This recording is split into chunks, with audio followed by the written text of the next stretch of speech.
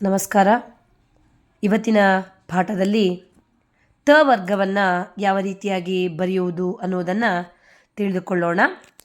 ಮೊದಲನೇ ಅಕ್ಷರದಲ್ಲಿ ತ ವರ್ಗದಲ್ಲಿ ತ, ಸಣ್ಣ ಚಿಕ್ಕ ತ ಯಾವ ರೀತಿಯಾಗಿ ನಾವು ರೇಖಾಭ್ಯಾಸವನ್ನು ಮಾಡಬೇಕಾದ್ರೆ ಉಲ್ಟಾ ಮೂರನ್ನು ಬರೆದಿದ್ವಿ, ನೆನಪಿದೆ ಅಲ್ವಾ?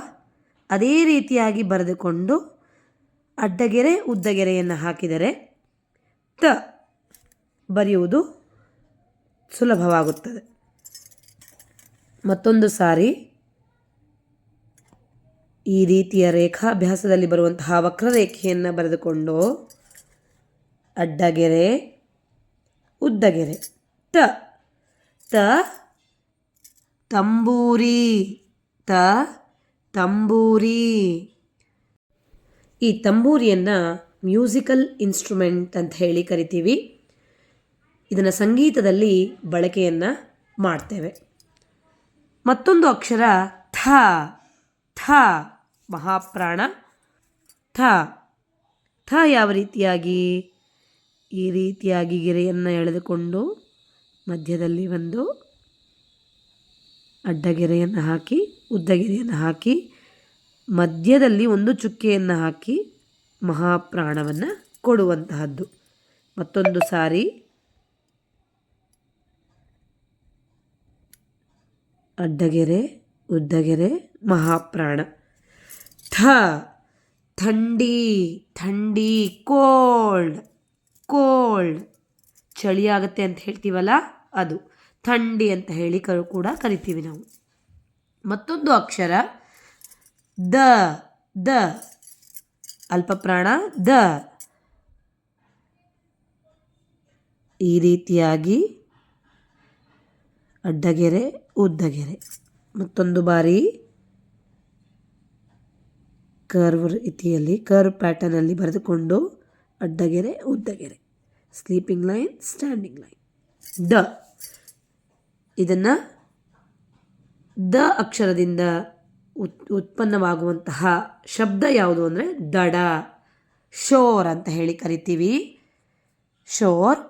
ದೋಣಿ, ದೋಣಿಗೂ ಕೂಡ ನಾವು ದ ಅಕ್ಷರದಿಂದ ಉಚ್ಚಾರವಾಗುವಂತಹ ಪದ ಬೋಟ್. ದಡ, ಶೋರ್, ದೋಣಿ, ಬೋಟ್.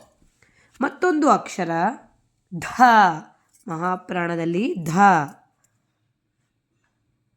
ದ ಹೇಗೆ ಬರೆದುಕೊಂಡು ಅದೇ ರೀತಿಯಾಗಿ ಬರೆದುಕೊಂಡು ಮಹಾಪ್ರಾಣವನ್ನು ಮಧ್ಯದಲ್ಲಿ ಕೊಡುವಂತಹದ್ದು ಧ. ಮತ್ತೊಂದು ಬಾರಿ